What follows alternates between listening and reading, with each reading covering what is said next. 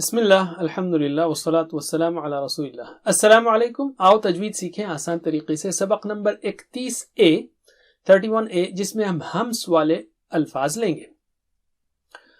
ہمس کیا ہے؟ فا ہا ثا ہا شین خا صاد اور سین کاف اور تا.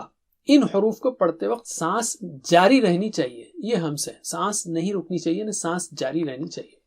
ان میں سے دو حروف تا اور کاف کا خاص خیال رکھیے، خاص طور پر جب ان پر سکون آئے. مثلا مت، بت، وت یا مک، بک، وک. غلط کیا ہے؟ مت، بت، وت، مک، بک، وک. ان دو حروف پر کیوں؟ مثال کے طور پر امام صاحب ان کا تلفظ کرتے وقت اگر سانس روک لیں تو آپ کو یہ پہچاننے میں مشکل ہوگی کہ انہوں نے تا پڑھا یا کاف پڑھا.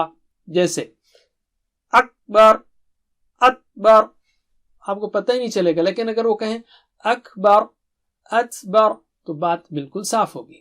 واللہ عالم. یہ ایک ریزن ہو سکتا ہے، لیکن اس طرح سے محمد صلی اللہ علیہ وسلم نے پڑھا، یہ اصل ریزن ہے. ہمس قرآن میں تا اور کاف کے پر سکون کی حالت میں تقریباً 1200 بار آتا ہے، یعنی ہر صفحے پر 2 بار اوسطاً. چلیے ہم پریکٹس کرتے ہیں، میرے بات دہرائیے. قالت، قالت، قا اونچا موٹا ہے، رائٹ، اور لت پتلا. قالت، قالت، تتلون، تتلون، جعلته، جعلته، والفتنة، والفتنة. تو آپ اس طرح نہیں پڑھیں گے کیسے قالت تتلون جعلته، نہیں، قالت تتلون جعلته والفتنة. تو سننے والے کو صاف سمجھ میں آئے گا کہ وہاں پر آخری میں یا بیچ میں جہاں بھی ہو تا پر سکون ہے اور تا پڑھا گیا ہے. اب ہم لیتے ہیں کاف کی مثالیں. کاف پر سکون یا کاف ساکینہ کی مثالیں.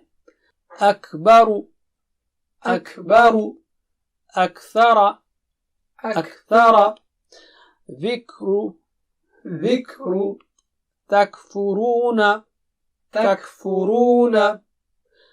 غلط مثالیں کیسی ہوں گی اس کی؟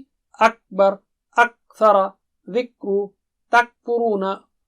تو سننے والے کو پتہ نہیں چلے گا کہ آپ نے کیا پڑھا. اور یہ سارے انتظامات اس لیے ہیں کہ سننے والوں کو صاف سمجھ میں آئے اللہ کا پیغام.